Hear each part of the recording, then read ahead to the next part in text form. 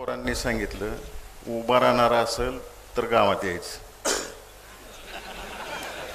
नाहीतर यायच नाही. हाय असं गाडीतनं बसायला जावं म्हणली. करमळ्यातलं आहे. बरोबर आहे ना, करमळ्यातला विषय त्या दिवशी माघारी जायचं म्हणली. आणि दादांना पण सांगा. जाईल तिथं असंच पट्टा सुरू झाला. मी हे सगळं दररोज मोठे दादांना येऊन सकाळी सांगत होतो. कुटुंबातले आम्ही सगळेच येऊन सांगत होतो असं असं सगळेजण म्हणते. आणि त्यानंतर वेदना सांगायला सुरुवात केली. बऱ्याच जणांनी सांगितलं, दुधाच्या दरात सांगितलं, शेतकऱ्यांचे काय व्यथा हे सांगायला सुरू केलं, पाण्याची परिस्थिती काय आहे सांगायला सुरू केलं. एवढ्या वेदना शेतकऱ्यांच्या ऐकायला मिळायला लागल्या.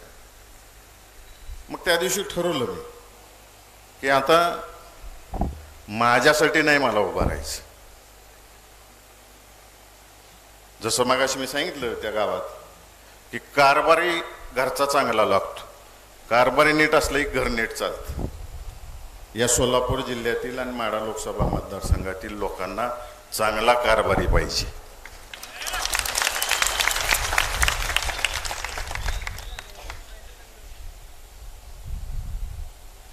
आणि चांगला कारभार करण्याच्या दृष्टिकोनातून साकार मर्शींनी पण शिकवण दिली आणि मोठे दादांनी पण दिलेली आम्हाला.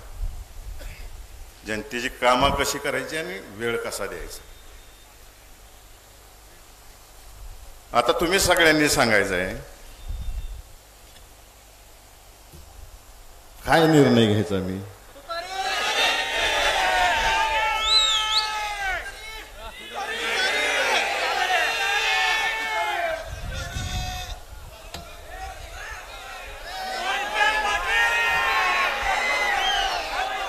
तुमच्या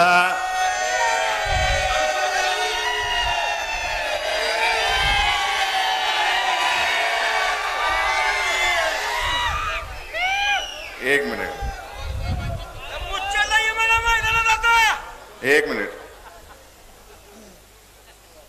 काही जणांनी प्रश्न विचारला. मागच्या वेळेस पवार साहेबांना सोडून गेला.